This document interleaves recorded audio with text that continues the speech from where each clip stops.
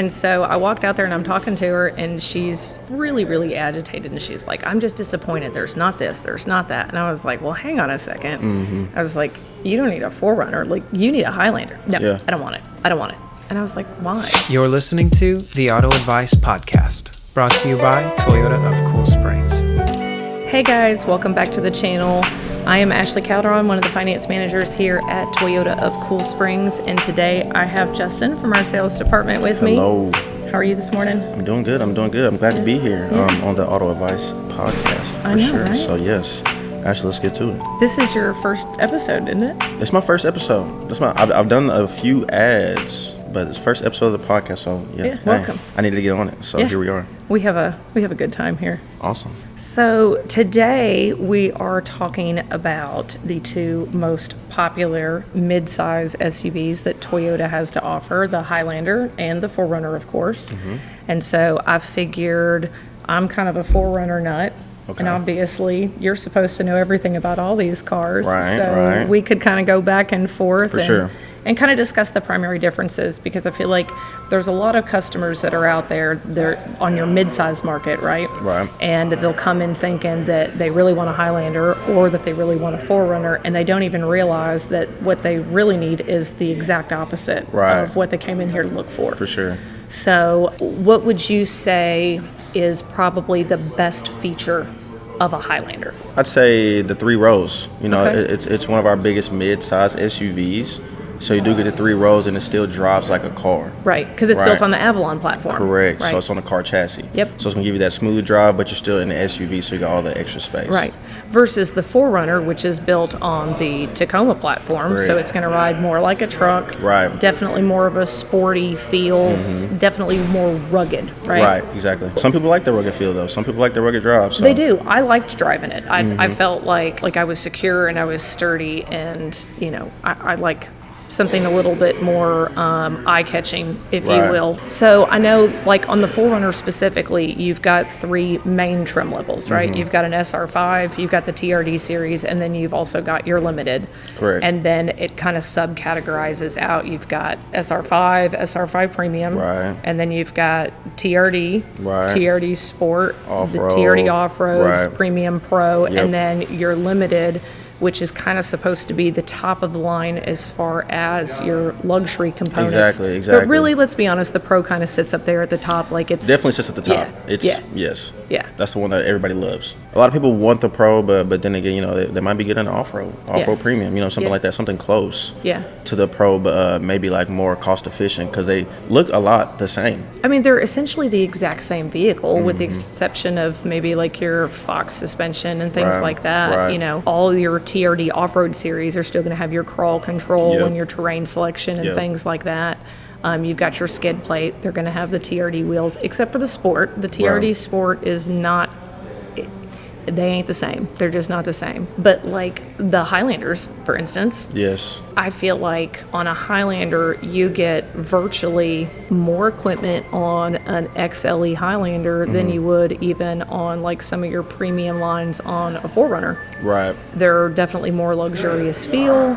You've got more of your creature comforts and things like that, more cup holders. It's definitely more mom friendly. Yes, more family oriented than the 4Runner, I'd say, for sure, because you got the space for one. Not only do you got the space in the Highlander, right? I mean, you got the comfortability. Like you said, you got more options in the Highlander compared to the 4Runner. So as far as the third row goes in the 4Runner, it's a little tighter than it would be in the Highlander. There's not as much space. So, I mean, usually families that I run into only have one person sitting in that third row. Might be a baby. So put a little child seat back there. They'll use the extra space for storage, let the other seat down, that type of stuff. So, I mean, that's what I've run into the most, honestly, when it comes to the Highlander. So family-oriented type of car. I had a customer several years back that had stopped into the dealership. It was a little bit later, close to close. They're, an hour and a half away from home. Right.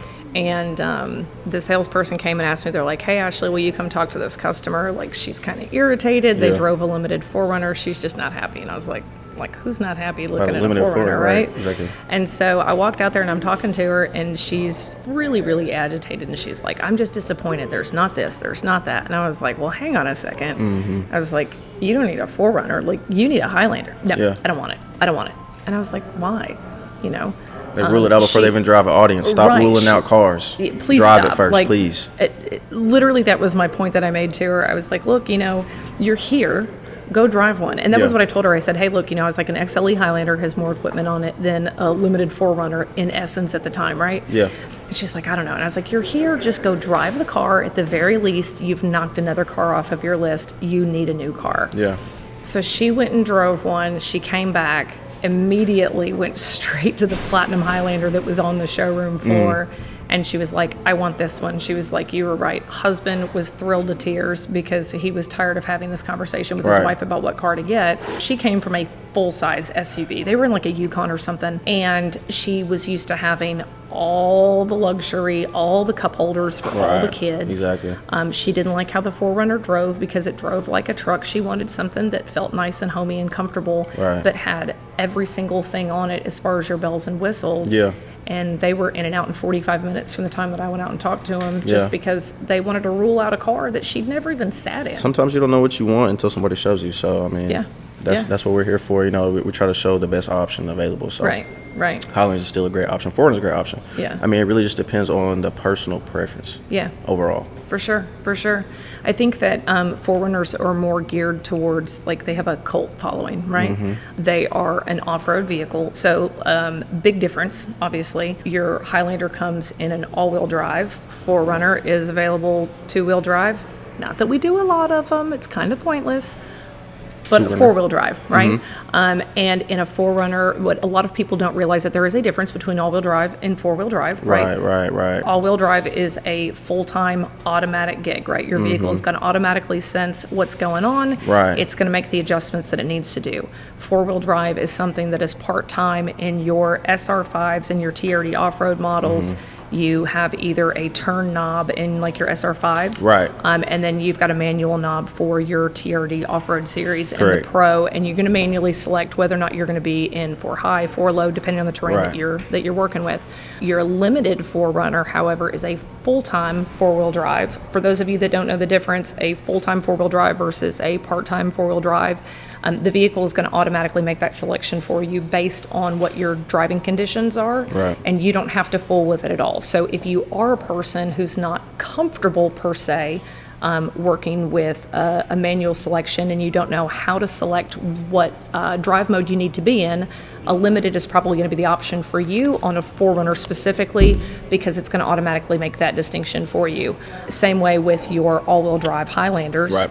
It's going to automatically take care of that for you. A lot of people don't want to fool with it. No, they don't. Some people don't even know why they want all-wheel drive compared to front-wheel drive. They just don't want to mess with it. So let's just get all-wheel drive all I mean, I'd take all-wheel drive over rear-wheel drive. Now, would you take front-wheel drive or would you take all-wheel drive? I would take, it depends. I mean, an all-wheel drive vehicle is still going to give you more dependability, especially like in your snow and ice and things like that.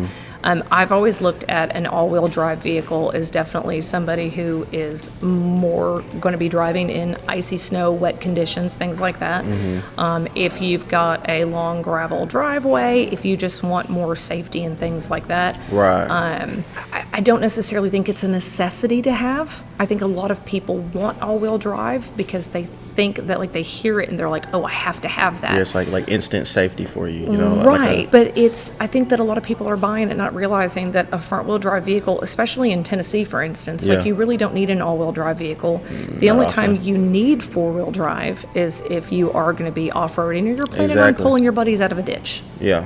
I mean, there's not a lot of situations you get put in even, or the common driver doesn't get put in a lot of situations where you're off the regular street and still needing to drive. So it's not something that you see often. So as far as the differences in trim levels are concerned, right? Let's kind of go over some of those differences because I feel like there's a lot of people that don't understand, right? Like in the car business, we have the majority of people come in here that they're either looking at the absolute base level because they're balling on a budget, right? Or you have the people that are keeping up with the Joneses and they're like, I have to have platinum. So, like, if you have somebody who comes in and they're like, I have to have the top of the line, everything, right? In sales, obviously, you have the responsibility, if you will, of kind of doing a needs checklist with somebody. You're going to determine what are their absolute must-haves, right? So, Platinum Highlander, for instance. Yeah, Platinum Highlander. I mean, if somebody comes to want a Platinum Highlander, I mean, the first question I'm going to ask is, what makes you want that? Yeah, why? Because, I mean, a lot of people want the best option. Right. But not necessarily the best for them. You know, there's a difference. You got to know the best option for you, because it might be a XLE. You might not want all these extra bells and whistles. Right. But if you do, then cool, awesome. We can go look at a Platinum and see how you like that. Right. But really, like you said, the needs analysis that we do when customers first get in is just to really get a understanding of what you're looking for. Right. So Highlander Platinum, I mean, you know, you come in, you want to look at that, awesome. But let's see exactly what you want in a Highlander so we can, you know, get you the correct trim level. Right. I think a lot of customers, they look at it as when they come into a dealership and they start to be asked these kinds of questions, right? They feel like they're trying to be pre-qualified, if you will. Like, can you afford to buy this car? No, that's totally not what it is. It's that when you come in, obviously, we are supposed to know what certain cars come with and what you have to have. Right. And if you can guide me with what your must-haves are, like, you might want a specific color that's not even available in a trim level. Yeah, for sure. You might need to have certain things or absolutely hate certain things that you can't get on other trim levels, right? Like the Platinum, for instance, panoramic moonroof. Yep. It doesn't even open. No. If you like your sunroof and you like to be able to, you know, wave out the top of it at your friends. Wave out or look at the stars at night. I don't know. Maybe that's a plus for you. Right. So, I then mean, you've just spent a bunch of money on a feature that it looks cool. You can step out the car and see the stars. I mean, you know. essentially. But I mean, to each his own. You know, I guess I know people that like the panel roof. Yeah. You know, for whatever reason, it looks cool at some points. Would I get a panel roof?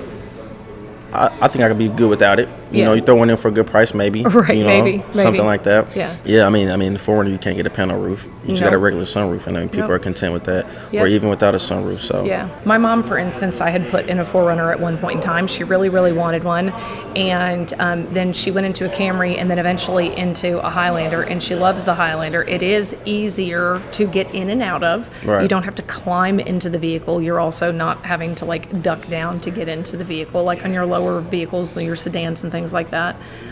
So there's definitely different features and benefits to each one. Right. That it really helps if we know what your purpose is, right? Like, are you going to be carting kids back and forth to school, or do you just want a cool looking SUV?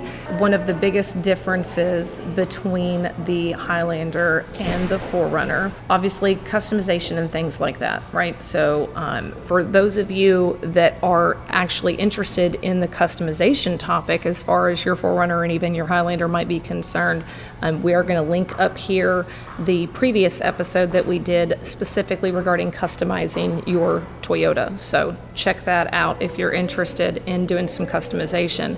But like let's say on a Highlander, you want leather seats, you want a sunroof, and you would prefer to have some heated seats, right? What's my trim level? You can go XLE. Okay. So you can go XLE. I need a heated steering wheel. Cold weather package. Okay. That comes on the XLE. You can get that as well. So you just got to make sure you got that package, get the heated steering wheel, and a few extra features on top of that. But you'll definitely get what So I you're don't need to buy a Platinum. No, you don't need to buy Don't need to buy a Not to Platinum. get all those features. I mean, some of them come standard, but with that being said, you still do not have to get a Platinum because there may be other features and options that you don't want. You know what I mean? So you don't want to get a whole bunch of stuff that you're not going to use, and you're paying for all the stuff that you're not using anyway. So as far as like third row seating for our families, right? On the 4Runner, you can get the third row only in your SR5 and your Limited. So it doesn't matter what the trim level is on your SR5, but SR5, SR5 Premium, and your Limited are the only options that are going to come with that third row seating. Right. And it's because obviously nobody's going to be off-roading with people in the third row, right? It's a little dangerous. Your TRD package is specifically designed for people who are going to be riding trails and doing things like that, but also need a good daily driver. Right. Fuel economy is going to be better in your Highlander. Of course. The 4Runner doesn't have nearly as much power from previous generations. Obviously, they got rid of the V8 option. Outside of that, I mean, it's really just, I think, a personal preference as far as what it looks like, right? Yeah. Right? It's personal preference. I mean, we can name all type of different situations, you know, with people and what they got going on, but it's literally just preference. Yeah. Obviously, we've got the Grand Highlander is new to the lineup for the previous year, and we have the highly anticipated redesign of the 4Runner that should be dropping about this time next year. Yes. So word on the street is that it's likely going to be a hybrid. That is the word on on the streets. That's the word on the streets. That is the word on the streets. We have some people that are nervous about that. So if you are considering looking for a 4Runner and you don't know how you feel about the hybrids, you may want to visit your local Toyota dealership or even ours and start looking at your 2024 models, because in 2025, when those models are released, there is a likelihood that they will only be available in that hybrid option, much like the Sequoias are now. So these are just things that you want to keep in mind, as a lot of these manufacturers are moving towards having vehicles that meet a certain fuel efficiency. For the EPA, a lot of people are putting out hybrid SUVs because it's an average, it's an industry average. All of your vehicles have to have an average EPA fuel economy in order to meet those guidelines. So if you're not a person who is excited about that, you may want to come check out the current selection of 2024 4Runners at your local dealership to make sure that you are not stuck. Yes, now, our Highlanders, though, are going to stay. You have your regular gas option, you have the hybrid option, and then obviously you can go in a hybrid all-wheel drive if you want to go that. So your Highlander definitely has far more configurations, right? It does.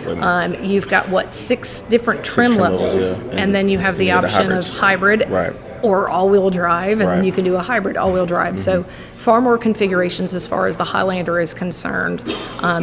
Just to reiterate, your 4Runner has literally 3 trim levels: SR5, TRD, and a limited, and then there are variances of that.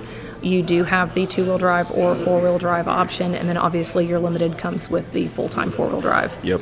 I mean, a lot of different trim levels, a lot of options. I mean, so many ways to customize. Yes. Yeah. I think that in general, the best piece of advice we can give people is, if you're in the market for a midsize SUV, is come drive one. Yes, definitely. Right? You won't fully get a feel for it if you don't. That's right. Come drive it. So come see us. We're at 1875 West McEwen Drive here in Franklin, Tennessee. ToyotaofCoolSprings.com. You can reach out to Justin. You can reach out to me. We're more than happy to answer any questions that you might have and try to get you in your new ride. So yes, thank you for having me, your audience. Yeah, thank you. Absolutely. We're going to go sell some cars. You guys have a great day. Yeah, we got to do that.